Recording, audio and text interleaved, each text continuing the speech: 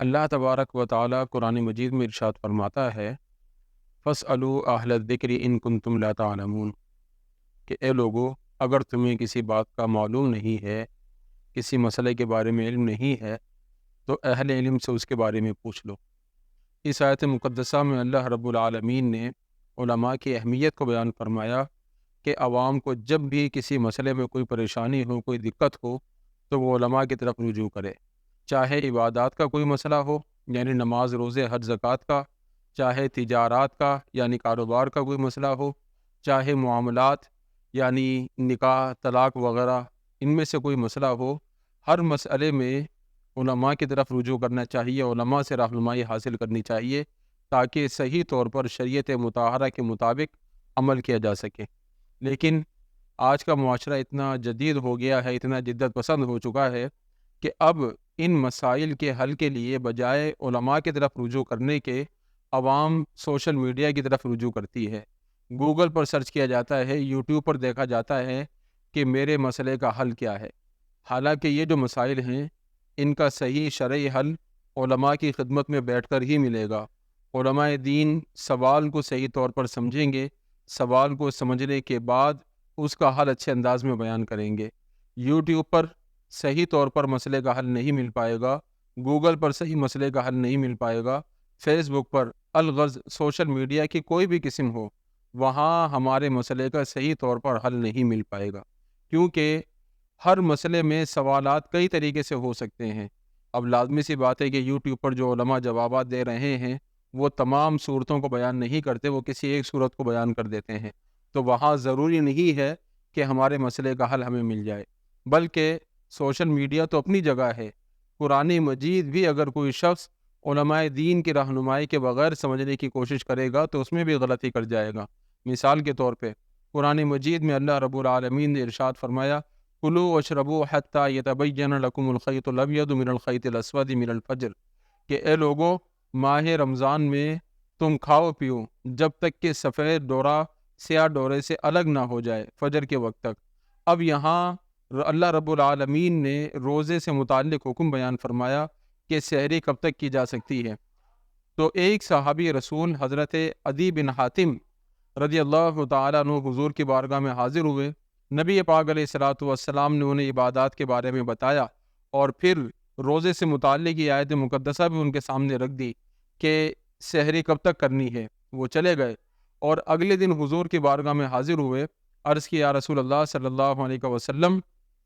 آپ کے فرمان کے مطابق میں نے دونوں ڈورے ملا کر رکھ دیے تھے اور رات بھر میں دیکھتا رہا، مجھے دونوں ڈوروں میں کسی قسم کا کوئی فرق نظر نہیں آیا، دونوں دھاگے مجھے رات بھر ویسے کے ویسے نظر آئے، یہاں تک کہ سورج طلوع ہو گیا، صبح ہو گئی۔ آپ علیہ السلام نے اس کے بارے میں جو ارشاد فرمایا تھا وہ کیا ہے؟ تو نبی پاک علیہ الصلوۃ والسلام نے ان کے جب یہ بات سنی تو مسکرا دیے اور ارشاد فرمایا کہ یہاں سفید ڈورے سے مراد، سفید دھاگے سے مراد دن ہے اور سیاہ دھاگے سے مراد رات ہے۔ تو غور کریں کہ صحابی رسول قرآن مجید کی آیت کو اس انداز میں نہیں سمجھ پائے جس طرح سمجھنا چاہیے تھا۔ تو جب قرآن مجید کا یہ معاملہ ہے تو پھر آج کے دور میں ہم کیسے سوشل میڈیا سے اپنے مسائل کے حل تک پہنچ سکتے ہیں؟ تو لہٰذا ضرورت اس بات کی ہے کہ ہمیں کوئی بھی مسئلہ درپیش ہو، ہم اپنے علاقے کی مستند عالم دین سے رجوع کریں اور ان سے اس مسئلے کے بارے میں صحیح رہنمائی کریں۔ اگر ہم سوشل میڈیا کی طرف ہی رجوع کرتے رہے تو بجائے مسائل کے حل کے ہم نفسیاتی مریض بن جائیں گے۔ اور یہ بات میں ویسے نہیں کہہ رہا بلکہ تجربے کی بنیاد پر کہہ رہا ہوں۔ ہمارے سامنے کئی ایسے مسائل آئے، آج سے 3-4 سال پہلے ایک مسئلہ آیا کہ جناب ایک شخص نے اپنی بیوی کو طلاق کے الفاظ کہے اور اس کا حل خود تلاش کرنے کی کوشش میں یوٹیوب پر علماء کو سنا، گوگل پر سرچ کیا، گوگل پر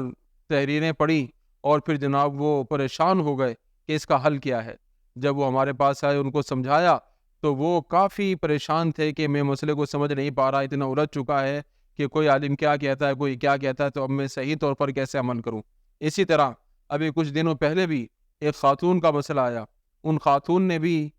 یوٹیوب پر علماء کو سنا اور طلاق کے مسئلے میں وہ الجھ گئی اور ایسی الجھی ہیں کہ وہ خود یہ کہتی ہیں کہ میں اس مسئلے میں نفسیاتی مریض بن چکی ہوں، مجھے ہر 15-20 دن بعد جو ہے کوئی نہ کوئی وہم پیدا ہو جاتا ہے کہ فلاں عالم نے تو یہ کہا تھا، کہیں ایسا تو نہیں ہوا میرے ساتھ، فلاں عالم نے یہ بتایا تھا، کہیں ایسا تو نہیں ہوا میرے ساتھ. تو پھر یوٹیوب پر علماء کو سننے کا اور گوگل پر سرچ کرنے کا نقصان یہ ہوتا ہے، بجائے مسئلہ حل ہونے کے آدمی نفسیاتی مریض بن جاتا ہے، نفسیات کا شکار ہو جاتا ہے. اور پھر دینی معاملات میں ہی سوشل میڈیا کو استعمال کیوں کیا جاتا ہے؟ اگر خدا نہ خواستہ کسی کو کوئی تکلیف ہوتی ہے تو وہ اس کا علاج یوٹیوب پر تلاش نہیں کرتا، وہ گوگل پر سرچ نہیں کرتا کہ میری اس بیماری کا علاج کیا ہے.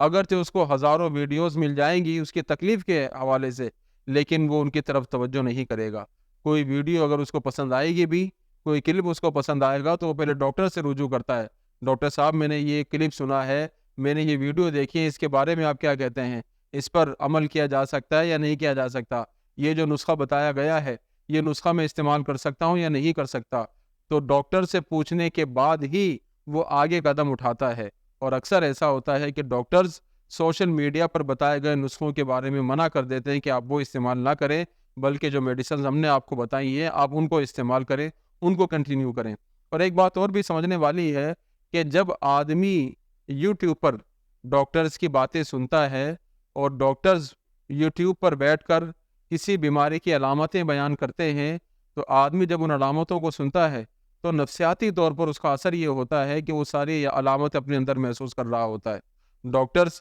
اگر دل کے مریض کی علامتیں بیان کرے تو آدمی جو ویڈیو دیکھنے والا ہے وہ ان علامتوں کو محسوس کر رہا ہوتا ہے کہ ہاں یہ علامت بھی میرے اندر ہے، ہاں یہ علامت بھی میرے اندر ہے، ہاں یہ علامت بھی میرے اندر ہے. ڈاکٹر اگر کینسر کے مریض کی علامتیں بیان کر رہا ہو تو آدمی وہاں بھی نفسیاتی طور پر ان علامتوں کو اپنے اندر محسوس کر رہا ہوتا ہے. تو یہ ایک نفسیاتی عمل ہے. اسی طرح جب دینی مسائل کے بارے میں آدمی یوٹیوب پر سوشل میڈیا پر مختلف لوگوں کو سنے گا تو پھر جب بھی کسی عالم کی بات سنے گا تو وہ یہی سوچے گا ہاں میرے ساتھ یہ مسئلہ ہوا. دوسرے کو سنے گا تو پھر سوچے گا نہیں میرے ساتھ اس طرح ہوا ہوگا. تیسرے کو سنے گا تو بولے گا نہیں ہو سکتا ہے میرے ساتھ اس طرح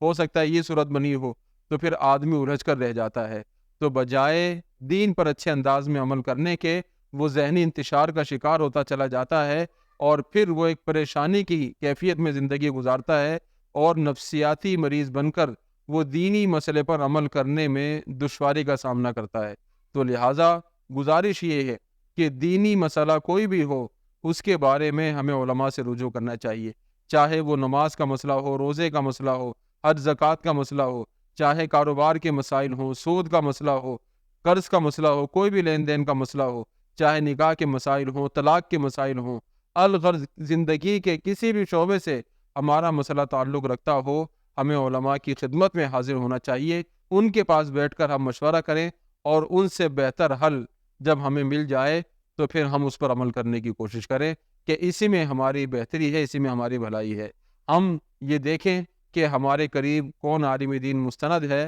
کہ ہم اس کی بات کو فالو کر سکتے ہیں اور اس پر عمل کر سکتے ہیں. اس عالم سے اپنا تعلق بنائیں اور ان سے رابطہ کر کے اپنے مسائل کا حل نکالیں تو انشاءاللہ دین پر عمل کرنا آسان ہو جائے گا. اگر سوشل میڈیا کو مجدد بنا لیا، سوشل میڈیا کو عالم بنا لیا، سوشل میڈیا کو مجتہد سمجھ لیا کہ یہیں سے ہمارے مسائل کا حل نکلے گا، تو بجائے ذہنی انتشار کے، بجائے نفسیاتی مریض بننے کے، اس کا حل ہمارے پاس اور کوئی نہیں ہوگا. تو اللہ رب العالمین ہم سب کو دینی معاملات میں علماء کی طرف رجوع کرنے کی توفیق عطا فرمائے اور دینی مسائل کو اچھے انداز میں سمجھ کر ان پر عمل کرنے کی سعادت نصیب فرمائے. آمین.